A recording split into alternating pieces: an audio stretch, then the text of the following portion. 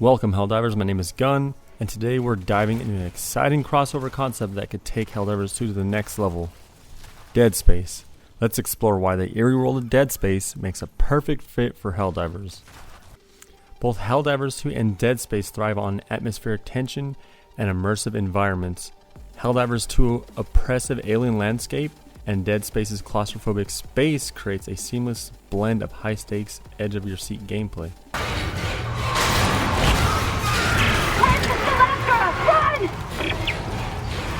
Just imagine navigating the eerie corridors of a derelict spaceship in Dead Space, but this time with a squad of Helldivers at your side. The synergy of the atmosphere would amplify the suspense and action tenfold. Now, if you've never played Dead Space before, then you're missing out on the best sci-fi horror game in my opinion. One of the biggest reasons why Dead Space was so fun to play was the weapons. The Ripper is a up-close and personal rotary saw that can shred enemies at personal range. I would challenge any hunter or meat saw to give me a hug while using the Ripper. It also has a secondary fire that ricochets off any object and bounces between enemies, making long range a possibility. However, I would be a little terrified seeing my unhinged friends welding one. Friendly fire would have to be turned off with this weapon. The plasma cutter has to be one of the most iconic weapons in gaming history. Maybe. Having a gun that could dismember enemies with ease and being able to change how you want to do it, either vertical or horizontal. Just think of cutting Hulk's legs off and seeing them slowly crawl at you while you laugh as you call in your 500 kg bomb to drop on it. With there being a wide variety of weapons in the game such as the flamethrower, pulse rifle, and the contact beam, these weapons are just too similar to guns already in Helldivers 2. Which leads me to my last weapon I want to see in HD2, the Force Gun. A weapon that literally hits like a truck anytime you shoot an enemy at close range. It feels like a Mortal Kombat fatality because it deskins enemies. Perfect when we want to cook a stalker or a charger, just add seasoning. I'm playing. But also has a secondary fire that creates a mini black hole and yanks enemies in, leaving them vulnerable to massive damage. It would make Terminids a little bit too easy at that point. Spoiler alert, so if you don't want to hear, just close your ears. But considering we will have a black hole device to destroy a planet in the future, this gun doesn't seem to be that far off. Now, what I feel Helldivers 2 needs to be more enjoyable is having a weapon upgrade bench. You kinda had one in Helldivers 1, but you're only able to change some perks and attachments. It would make it more enjoyable to farm for the resources. Just imagine having a gun that you could change the ammo type, armor-piercing rounds, acid rounds, or even fire rounds. Being able to have a underbarrel shotgun or grenade launcher. I understand it would make the grenade pistol useless. Next is being able to have the grip device, which is the telekinesis module, or using stasis. Being able to pick up a smaller enemy and hurling them into a charger or even off a cliff would be hilarious. I would love to play catch with my teammates, just throwing a hunter back and forth since they love to jump so damn much. It would also come in handy to pick up the explosive tanks, throw them at the enemies. And stasis would just make it easier for me to breathe after being chased by stalkers, chainsaw men, or hunters. It would be able to slow the gunfire by automatons. Just think you could do the Matrix while the bullets are slowly flying at you. But please, Arrowhead, make this a possibility.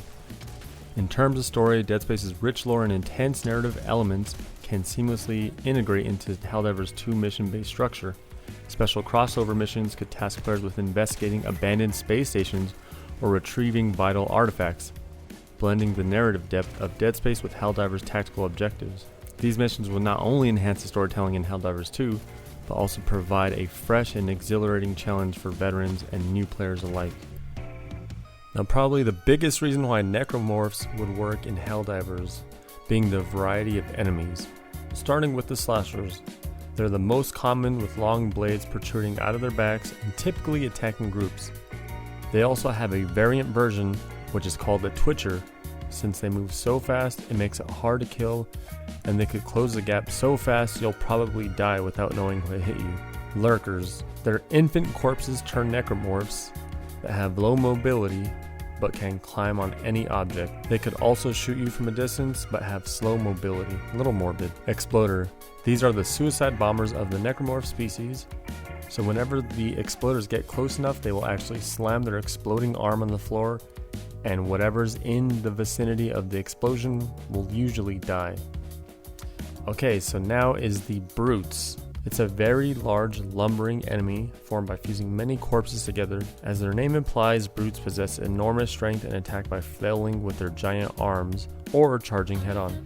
Extremely similar to Chargers, just like a zombified version, and they can actually hit you with their arms.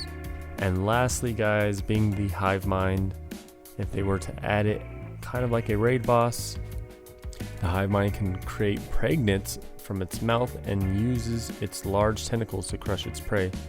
The hive mind has a cluster of strange organs around its mouth and behind its ribs. So with that being said, the Necromorphs would be a great faction to go up against, maybe as a Halloween event or something similar to that. And the last reason, I talked about it in my last video, but is the armor sets in Dead Space. Isaac Clarke has some of the best looking armor, and I would actually spend like $20 for his armor set. I probably shouldn't say that, but Arrowhead's not greedy. Thank you, Arrowhead. In conclusion, the crossover between Dead Space and Helldivers 2 is a match made in hell. That's right.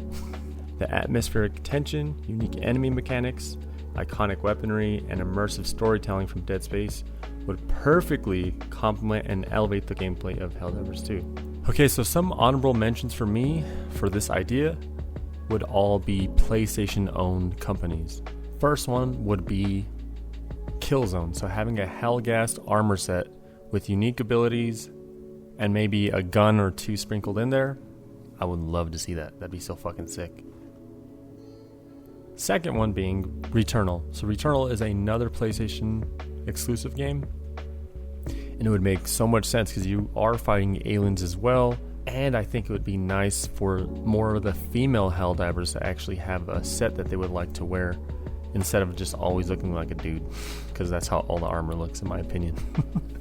But if you know what Returnal is, you would understand why the guns would be a little bit too OP. And lastly, my favorite one, owned by Insomniac Games, is Resistance Fall of Man, one of my favorite PlayStation 3 exclusives. I had every single game, and I loved every single one. So I'll just say, fighting against the Chimera would be insane. They're honestly a mix between the Automaton, a humanoid Terminid, and a little bit of the Illuminate sprinkled in, because they do have stalkers, the giant robots that shoot beams at you, and the little flying drones that would attack you periodically. Not only that, but Resistance had some of the best weapons in game.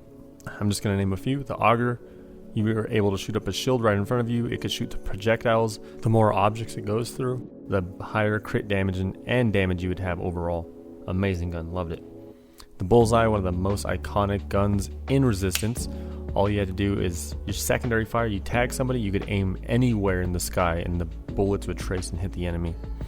But yeah, guys, those are the couple that I had an idea for. I wanted to do a whole breakdown video for each game, but I was like, that's just a little bit too much and it would probably be like 30 minutes. So I decided not to do it. Alright guys, that's all I got for you. I hope you guys enjoyed all these concepts. Maybe you guys could share this with Arrowhead and actually push it to them to see.